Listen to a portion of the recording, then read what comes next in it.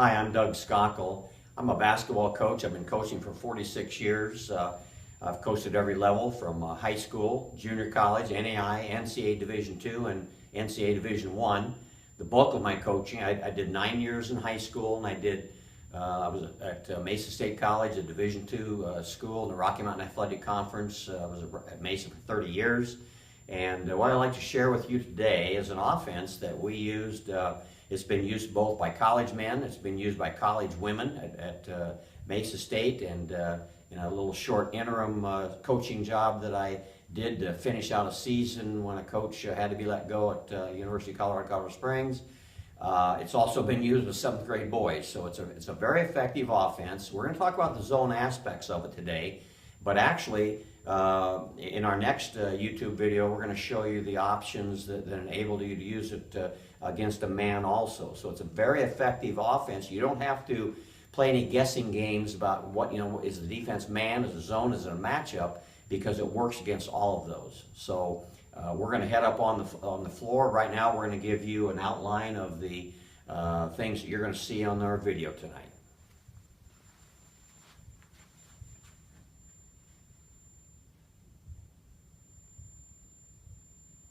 One of the things I want to talk to you about the sideline triangle zone offense is an important aspect that we teach our players is that we don't want to, against a set defense that they say they made a basket and they hustled back and they've got all 5 players in position, we really don't want to try to score on what we call a first side attack. A first side attack means we come down the floor, we pass it to the wing, and that wing shoots it or drives it or throws it into the post, and we try to score in that situation. What you find in that situation is you have a high number of turnovers, you have a lower shooting percentage, you don't get fouled, and you don't get offensive rebounds.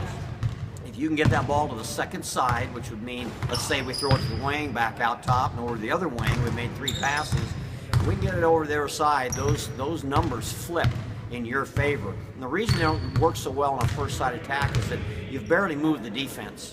And we want to get the defense out of position. So we want to get the ball moving before we actually try to attack. Now, if we're in a fast break situation and we throw the ball ahead on the wing, for example, we would shoot that shot because we feel the defense isn't fully organized right now, and we'd still have good opportunities to offensive rebound, or if they drove it, a chance to get fouled.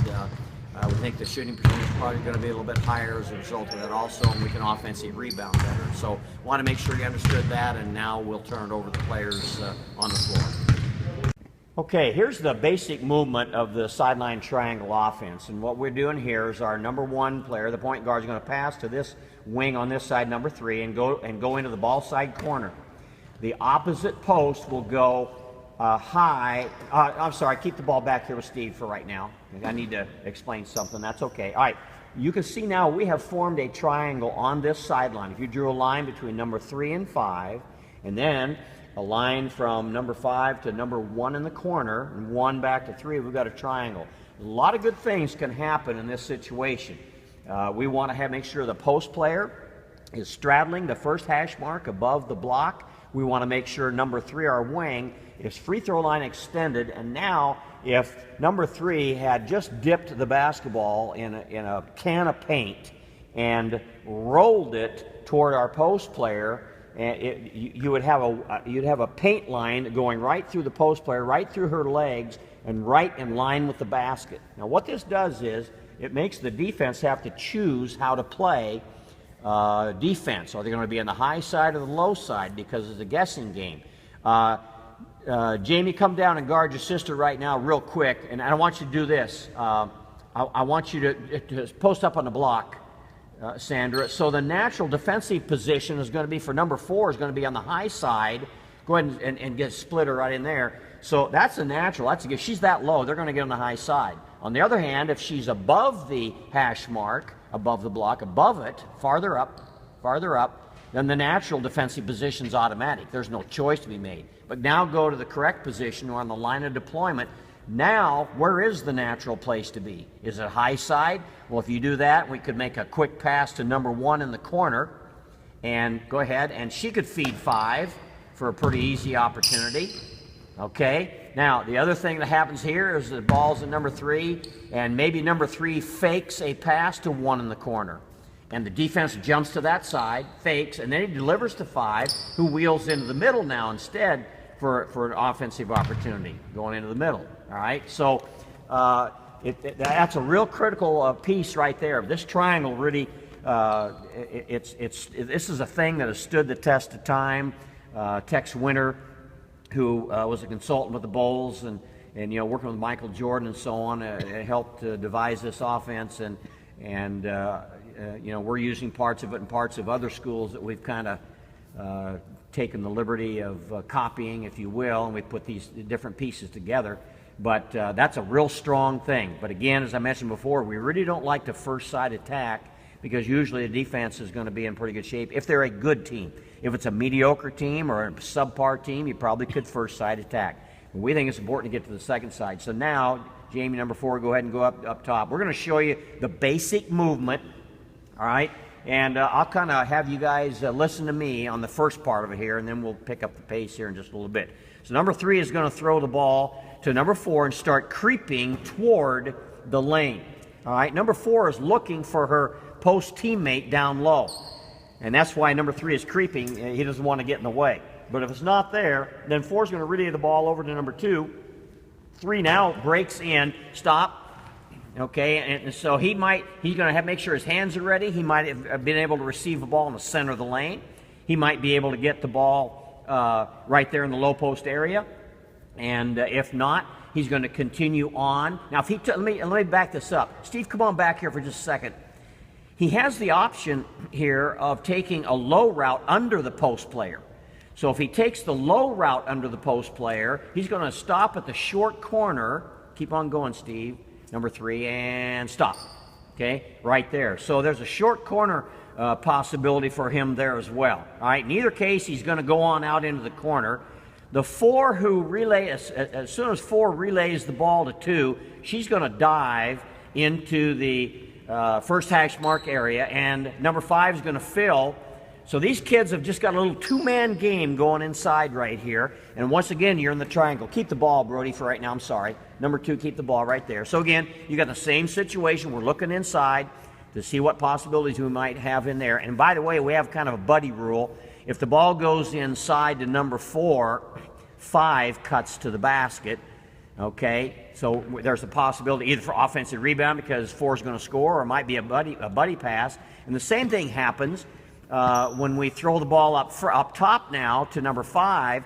So 4 sort of goes to the basket right here. So it's a buddy system. They're looking for each other all the time. Number 2 is starting to creep, and the ball now gets passed out to number 1. Okay, 5 dives, 4 replaces. Number 3 on the far side came out of the corner. Hold up, guys. Number 3, when number 2 made his cut into the corner here, a little deeper, Brody. A little deeper for me right there. There you go. When number 2 came to this side, made that cut, 3 was in the corner, and on that cut, he will replace number 2. And we'll show you why here in a minute, because there's a thing we call return passes, pretty effective against teams.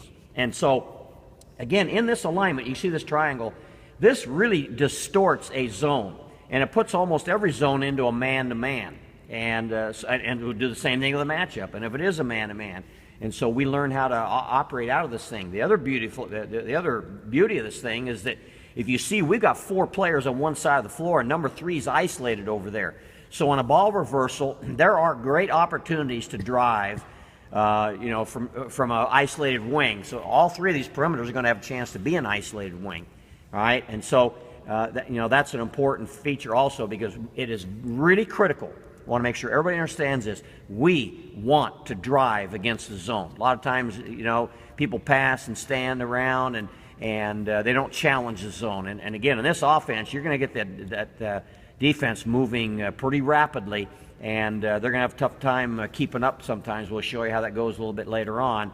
But there are ample opportunities to drive, and you want to drive. And it creates, once that happens, once you make that penetration move, you're going to have a lot of people open for some pretty easy scores. All right, let's go ahead and continue the continuity of it now. So the ball goes over to number 3. 1 creeps. Okay, and now let's just start moving the ball. Dive 4 or 5 fills. Okay, reverse the ball, creeping. Here he comes. We got a dive and a replace. 1 came out of the corner. We swing the corner. Okay, good. Right, like there we go. Dive and replace. 3 came out of the corner. All right, we're coming over to here. Here comes a cut. We dive, we replace. Good, and stop right there. Right now is how to get into the sideline triangle out of a fast break / secondary break kind of situation. So we're going to get the rebound. We're going to get it to our point guard. The wings are going to run for the wings. If they would happen to both be on the same side, the lead wing keeps that wing, and the trail wing goes to the other side of the floor. It's first come, first serve for the post players. First one runs that's out ahead of the other one, runs to the rim, and then pops out ball side low post. The other ones will trail and stops at the the 3-point line in their customary position, and our point guard is going to throw ahead to the wing and is automatically going to run into the corner, and we are in it and we're going, and we don't wait for the other team to set up, and we really catch a lot of people off guard with this kind of approach to it. All right, guys, ready? Throw it up and let's go. Go. So we out the ball, give it to our point guard. We don't bring the ball up the middle of the floor because of all the defensive traffic there. There's our triangle form, swing, creep, Steve. Okay, by the way, these kids have never run this offense before. They're learning it tonight with you, the coaches, so it's a pretty good deal. And we're right into it. You can see what we're doing, and stop. Okay? We've got several different ways we can enter the offense.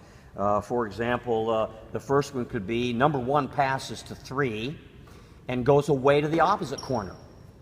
We still have 4 flashing up and filling in the high post area. Now we don't have a triangle here, so number 3, since he's not on the triangle side, is not going to run that shuffle cut through the middle. He's just going to hold his position because 4 is going to throw to 2, dive, 5 replaces, and now we're in our triangle on that side. Now that's a really good option in the secondary break. Guys, back stop it right there. So here we come down the secondary break, and here again we're going to run the away option. We throw ahead of the wing, but the point guard goes the other option, goes the other side instead. We pass, we dive, and fill. Okay, again, these kids have never run this offense before. There it is, we're in it, and stop. Okay, so it's called a push option. We might have a zone that gets out real active and says, you know what, we're going to let you throw the ball to number 3. In that case, our point guard is simply going to dribble at 3 and push him to the corner. And the opposite post player comes up high, and you can see we are in sideline triangle. Okay, stop right there. What I like to do against the zones is what we call loop and seal. In this situation, we're going to have the point guard dribbling toward number 3. Number 3 is fairly handy inside, goes inside to the free throw line, and probably is going to pick a defender on the opposite side and post up on him up there. Turns and posts, number 3 posts. All right, we get him the ball in that situation. That's loop, and he seals. He gets his body. He doesn't just post on air. He gets his body on a defender, and all of a sudden you can see this nice little triangle you've got. And we got offensive rebounding. We've got possibilities for shots, all that kind of stuff. And if he doesn't get anything, he can just simply, if he doesn't receive it, can pop out to the point, or he could leak out toward number 2, and number 2 could come up here and fill. Just kind of be whatever number 3 wants to do in that situation. Option where the point guard throws to number 3 and makes a basket cut, goes right down the middle, and stop right there, number 1. So at that point, there's a possibility she'll show her hands because there could be a little space or gap in that zone for number 1 to receive a pass. And so if she doesn't get it, she's going to go to the basket, and then she'll choose whether she's going to come out ball side or she's going to go to the other side. She's chosen ball side. Of course, now 4 is going to fill up high into the high post, and you can see we are in a sideline triangle and ready to run the basic movement right there. Okay, stop. Next one here, another entry option is what we call dribble exchange. Pretty simple, actually. In this situation, number 1 is going to dribble number 3. If 3 is going to replace her with an inside cut, an inside shallow cut, just kind of gets out of her way and then goes up to the point. Okay. Is going to go on again. They haven't run this before, so going up to the point. They've just traded places, and 1 may look for number 5 in this situation. Probably all of a sudden is going to reverse the ball. Part of the reason we do this, go back and let's do it again real quick. Emily, and Steve, just take a shallow banana cut to the top right there, okay? So one of the reasons we do this is that as number 1 is dribbling in this direction, she'll pull a defender with her, okay? And she'll get to a certain point, she picks up and throws back to number 3, and so that defender will come quite a ways with her. She quickly reverses to number 3, and it starts to distort the zone as to who's going to cover 3 right now. And again, it just creates some problems for them.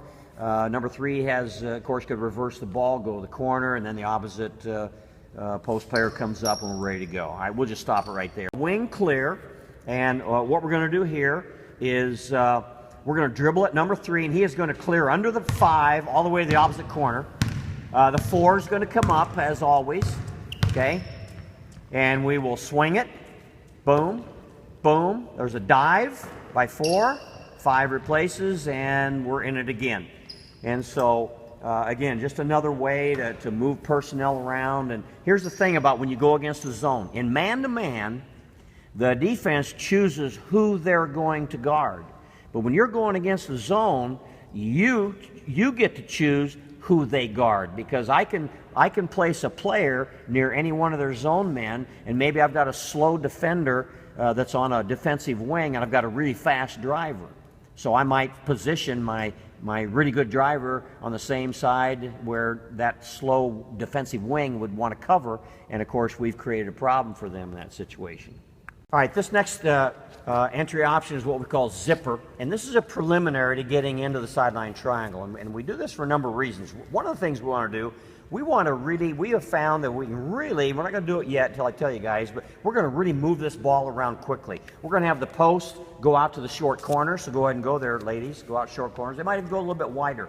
All right, and what we're going to do is this ball is going to sing. There's going to be skip passes cross court. We're going to throw down to one of the posts. They're going to throw a diagonal skip to the opposite wing, whatever it may be. And so at some point, either at my command on the bench, or if I got a point guard that really knows what I want to do, at some point, we'll just holler out triangle, and when the ball gets back to the point guard, she'll quickly hit a wing and run into the corner, and away we go. Now, we do this because we really want to get the defense moving and out of position. And another great situation right here in zipper is occasionally getting the point guard in particular, if she gets a ball from one direction and she turns around and makes a hard overhead fake, like she's going to go another way, and the zone defenders will move 2 steps, but she retains the ball and returns it to where it came from, or the opposite wing.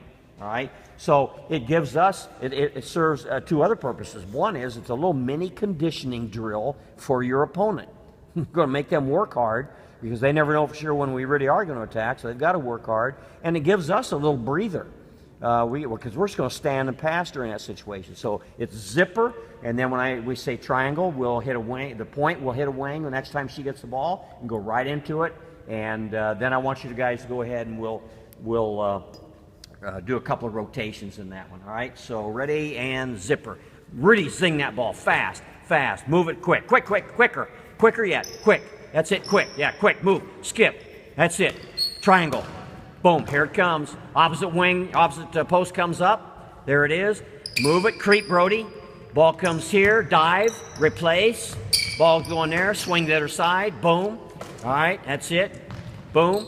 And stop. Now, what you see happen here is that we started moving the ball faster offensively when we got in the triangle, and that's good. It's a change of pace. Okay, you want to get that ball moving fairly quickly, and so again, it's a real good change of pace. But I love how it enables us to get to a second or third side, fourth side. Defense is moving; they're out of position. That's when you get people to foul. That's when you get offensive rebounds. That's when you get in a better position for somebody to drive after a zipper situation, because you really have long closeouts now by the defense, and those are easier to drive against. Just lots of good things happen when you get that kind of movement. All right, we're going to look at some change-up options right here. The first one I talked about a little bit earlier, but we're going to show this right now. We're going to get in. Go ahead and let's enter sideline number 1. Emily, let's go ahead and pass. Go to the corner. Go to the corner. Opposite post fills. Okay. Now, of course, we have. Now we're going to send the ball on number 4. Okay. Now, in this situation, What number 4 does is she fakes a hard pass to 2 and returns it to 3. Now, what happens is you're going to find that defensive post player gets out of position, and all of a sudden there's going to be a defensive post player on the high side of her, so baseline side is going to be open, boom, because that defense, moved and got out of the way. Now, there's an even better situation right here. Take it back. We've established a triangle. Okay, we throw out front. We throw out to 4. Number 4. 4 makes a hard fake and skips. I'm sorry. Go ahead and back to number 4. Okay, listen what I'm going to say, Jamie. Number 4 makes a hard fake to number 2, and instead of hitting 3, makes a skip to the corner. And you'll really catch a defender out of position here, so if 1 can make that pass to 5 for an easy score in that situation. Okay, so this is a pass fake. We call it, this is a return pass option. Pass fake with a return pass. Okay, now the other thing that possibility we've got in here in that situation is that, let's cut it right there. We're going to show you right here what we'll call a rebel cut. Number 3 is going to pass to 4. He's going to start to creep in, but he sees his defender really getting off, cheating off, and so he's going to come back into this corner after 1 replaced. So again, we can throw that skip pass to 3 in the corner right here, or we could return it to 1, and if 3 would have a great, go ahead and throw back to 3. Okay, so 3 went the rebel cut, could throw it inside, or would have a great drive opportunity because his defensive player got so far off, or the zone defender got so far off that he could drive, and if he gets picked up, he can shovel it to 5 for an easy score in there also.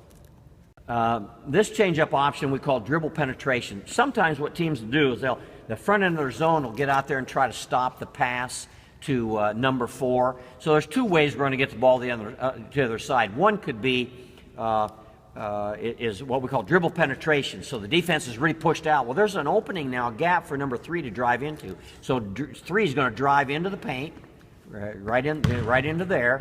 All right, now stop right there, Steve. All right, so he's got a lot of options right now. He could, send the ball over to number 2. He can, maybe hit number 5. He could stop and throw back the 1 right here. But in this case, he's going to hit 2. Off his dribble and go on into that ball side corner, and the dive by number 4, 5 replaces, and we're in it. All right, Brody, I'm going to have you do the same thing. You can't pass it, so you're doing dribble penetration, and the defense comes off. You hit 1, come into this ball side corner, dive 5, 4 replaces. Okay, now let's just go on from right there. Get back in your original positions real quick for me. Emily, back out to the front. Out to point guard, Em. Okay, real quick. All right, and so this final change-up option is we hit 3, hit number 3, and come to the corner, and 4 goes up top, and now we just throw a long skip to 2. Boom. And follow it, and chase it. Into the corner, dive, replacement cut, and we're there. Okay. Now, again, I apologize that we don't have a defense out here because you're going to have to play with us a little bit, but the options become so obvious on what's going to be available to you. Now, you don't need to have a big, tall post player, whatever it is. You can have smaller post players. I had one team where I did this. We had a fairly tall post player, but the 4-man actually was a wing that we put inside because these 2 kids are always 1 pass away. Wherever they are, they're going to be 1 pass away. And those are my best players. And so I wanted to get the ball in the hands of my best players. And again, if you got a kid like if number 4 can shoot the 3, and both of these kids actually can shoot the 3, but boy, that helps to stretch that zone and some real possibilities there. What I'm going to show you right now is what we call a corner option. 1 passes 3 and goes to the corner. 4 replaces. Up top. All right, now, what we're going to do is 2 is going to throw the ball to 3 is going to throw the ball number 1 in the corner and run a baseline cut to the opposite corner, inside of 5, low side of 5, looking for a return pass maybe. Okay, now what 1 is going to do is what we call a drag dribble. She's going to start a dribble. It kind of follows the 3-point line, maybe just inside of it as she comes back out this way. That drags the defender, and she stop right there, Em. As she does that, as she starts dribbling out of the corner, the instant she does that, 5 goes short corner, and 4 dives in to replace 5. Okay? So what happens is the low defender, we don't want one to come out very fast. We want that to be a very measured dribble that she's coming out so that that bottom defender will stay with her. Otherwise, if she comes out fast, the bottom defender will kick her up to a top defender. So she drags that defender out. 5 fills in behind to the short corner, and so 1's going to throw the ball back to 5, usually on this, and 5 is going to have a shot, or she's going to hit number 4 inside, and it's you know, a pretty good situation. It's a really good. So that is called that one's called corner option right there. Now the continuity out of this would be number 4 could turn and throw opposite and chase it to the low post, throws to 2, chases it. Well, 5's going to do what she does, fill up high, and there we are. So it's pretty easy. So again, that's a pretty good option against the zone. We take a look at some of the inside options for the sideline triangle offense. We, of course, have been showing you the pretty basic dive option, but an alternative would be what we call tracks. In this situation, we've decided that number 5 in the low post is going to do us a lot more good staying near the low post, and number 4 maybe is a more versatile player and would be able to do a lot more things from that position out there. So in tracks, it's kind of like 4 and 5 are running railroad tracks. And here's what's going to happen. 1 passes the ball to 4. Go ahead, Em. Okay. And starts to creep in. All right. And 4 goes ahead and relays the ball to the other wing. And Emily, make your cut. Stop. Okay. So just as she clears the lane area, in the dive option, our player number 4 at the top would be diving into the ball side low post, but she's not going to. She's going to stay up there because in tracks, what we're going to do is that as number 1 clears the lane, 5 will follow across to the low post area and set up, and we got our triangle set up on that side. Okay? Here's tracks in action right here. 1 passes the ball to 4, relayed over to the other wing, makes her cut, 5 follows, we're in the triangle, and we're ready for business. And this one we call it a reverse circle. 4 could start to come up the lane, 5 sees that and dives in behind her in a circle. So 4 has pulled the middle defender, and she's going to come ball side and right at the basket, boom. So what happens is, if she times that right, is that 4 will be part way up the lane. Go back to your original positions real quick. So what happens here on a reverse circle is that 4 starts edging her way up, maybe stops about right there to occupy that middle defender, and then 4 is going to sneak right in here and get that ball and turn and score it right there. Okay, so she just fills in behind. All right. Now here's a situation where if number 4, like I said, this might be a wing or a 2 guard possibly, even that kind of a kid. And again, you've got this isolated side. So when the ball comes back to number 4 right now, she takes a look and says, wow, is there a big place for me to drive to the basket right down the lane here? So here she comes. She might get all the way, stop right there. Number 2 would probably slide along the 3-point arc a little bit. And then if 5's man decides to come and pick up 4, 4 is going to dump off to 5. You know, for a layup, or it's amazing the number of times against the zone, 4 will drive right down the middle and actually score a layup on this thing. Okay, so that's just the high post drive option. There's another option, we call it an eye cut. In this situation, what we're going to do is number 4 gets the ball, and 5, she's looking for 5, but 5, and usually this is a call, but 5 starts coming right up to the elbow, right where she is. She gets a short little pass, catches it at the elbow. Okay, again, these guys have never run this offense before, so she catches the elbow, and 4 runs a basket cut to the open side right there, and we're looking for her, so that's a possibility. But if not, if 5 keeps the ball, she dribbles out to the top of the circle, and 4 would come over here and replace where she had been, and we are back in it again. So again, it's just kind of let's go back and do that again. What you're going to do, you know, like on the pinch post, you're just going to give a little bounce pass to Sandra, okay, so Sandra's in the low post area, Jamie's up high, Jamie gets the ball from Brody. Okay, so here it is, here's eye cut, boom, little bounce pass, boom, basket cut, could give it to her right there. If not, we'll dribble it out, and the other post player replaces, and we kick it. Here we go. We're in our motion. Dive, replace. Okay, stop right there. Good, very good. All right. In this play, not yet, Steve. We call this play Air Force. We use this against the Air Force Academy pretty successfully. Scored 7 layups in one game against the U.S. Air Force Academy. And so what happens is we try to set it up so we've got our post player on the same side as their small forward on the back end of the zone. Number 2 is now playing defense, and we're pretending that he's the back end of the zone. He's the small forward. And so what's going to happen is, in a moment, 3 will pass to 4, 4 will immediately relay to 1. It's a bang-bang play, bang-bang passes. And 5 is going to put, just like she's blocking out, she's going to block out number 2 for a rebound. 2 tries to get back in. Our post player is a pretty good mismatch right there, is going to block out, and then we're going to throw a little baby lob and lead her to the basket for a layup. So this is a called play. A lot of times it'll be after, coming out of a timeout, so we know exactly how this thing's going to go. So this is Air Force, and go.